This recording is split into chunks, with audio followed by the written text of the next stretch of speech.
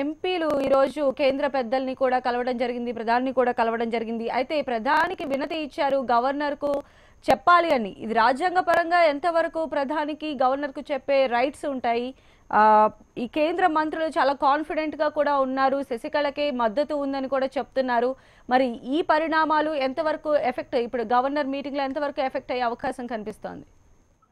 సంధ్య ప్రధానికి గవర్నర్ కు చెప్తాడా లేదా అనేది అది వేరే విషయం. సాధారణంగా ఇటువంటి అన్ని కూడా అధికారికంగా చెప్పడం అనేది ఎక్కడా కూడా చూడలేదు. కానీ లోపాధికారికంగా డైరెక్షన్స్ అన్నింటి కూడా వెళ్తూ ఉంటాయి. కానీ అన్నా డిఎంకే ముఖ్యంగా తమ్మిదురై వీళ్ళందరి యొక్క ఆందోళన ఏంటంటే, ప్రస్తుత పరిస్థితుల్లో గనక పార్టీని రక్షించుకోకపోతే అది పూర్తిగా మొత్తం డిఎంకే చేతుల్లోకి వెళ్ళిపోయే అవకాశం కూడా ఉంది.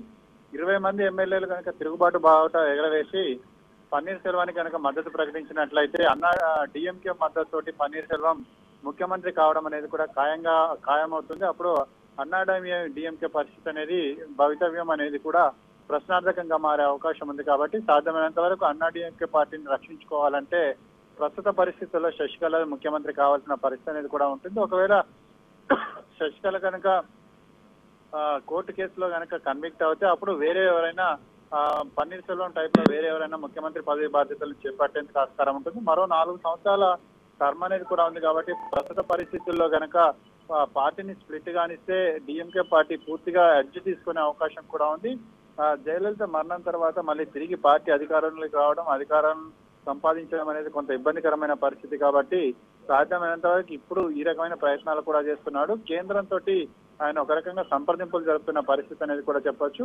శశికళనే మధ్యవర్తిగా తమ్మిదురైని ప్రైమ్ మినిస్టర్ వీళ్ళ దగ్గరికి పంపించిందా అన్న అనుమానాలు ఏంటి కూడా వ్యక్తం అవుతున్నాయి. రాష్ట్రపతి ఎన్నికల్లో బేషరతుగా మద్దతు ఇచ్చేందుకు శశికళ సిద్ధపడ్డట్టుగా కూడా ప్రస్తుతం సమాచారం అందుతున్న నేపథ్యంలో ఈ భేటీ అనేది కూడా ప్రాధాన్యత సంతరించుకుంది.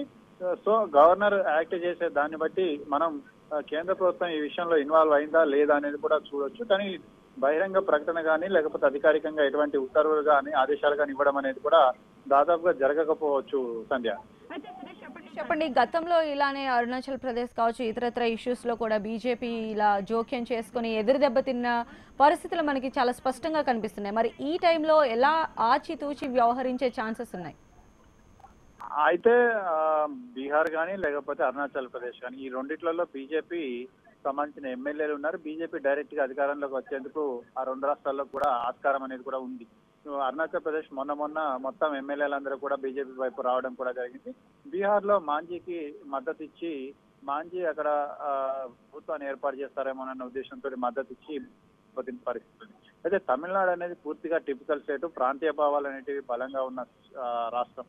అక్కడ ఒక జాతీయ పార్టీ అనేది అధికారంలోకి రావడం అనేది చాలా సంవత్సరాలు అయిపోయింది. కాబట్టి ప్రస్తుత పరిస్థితుల్లో మంచి బీజేపీ తిరిగి అధికారాన్ని సంపాదించుకోవడం అనేది కొంత కష్టమైనప్పటికీ కూడా తిరిగి తన యొక్క ప్రభావాన్ని చాటుకునేందుకు ఉపయోగపడుతుంది. కాబట్టి ఇప్పుడు కనుక జాగ్రత్తగా పావులు కలపాల్సిన పరిస్థితి కూడా ఏర్పడుతుంది. ప్రజల యొక్క సెంటిమెంట్ ఏ విధంగా ఉందో ఆ సెంటిమెంట్ కి అనుగుణంగానే బీజేపీ వెళ్ళాలి. కానీ సెంటిమెంట్ కి వ్యతిరేకంగా కనుక బీజేపీ వెళ్తే మాత్రం అక్కడ భవిష్యత్తులో పార్టీ ఘోరంగా దెబ్బతినే అవకాశం ఉంది. ఒకవేళ ముందు పన్నీర్ సెల్వానికి సపోర్ట్ చేసినప్పటికీ కూడా ప్రస్తుత పరిస్థితుల్లో పన్నీర్ సెల్వం డిఎంకే వైపు వెళ్ళిపోయారు. డిఎంకే మద్దతుతోటి ఆయన ముఖ్యమంత్రి కావాలని చెప్పేసి కూడా ప్రయత్నాలు కూడా చేస్తున్నారు.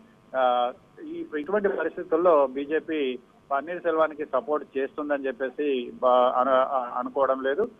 కాబట్టి సాధ్యమైనంత వరకు శశికళను తన యొక్క దారికి తెచ్చుకునేందుకు, శశికళతోటి సైత్రి కుదుర్చుకునేందుకు, అంటే ఒక లోపాయకర అంగీకారాన్ని వచ్చేందుకే బీజేపీ ప్రయత్నాలు అనేటివి కూడా చేసే అవకాశాలు కూడా ఎక్కువగానే కనపడుతున్నాయి.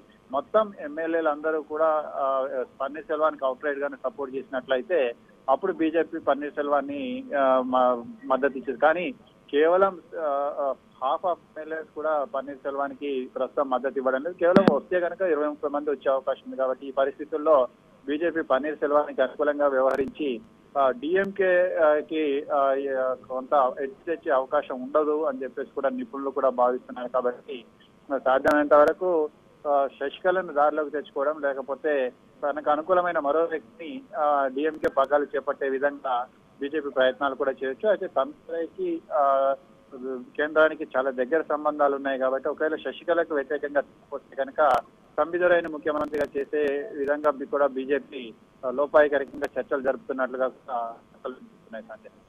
Okay, right Sirish.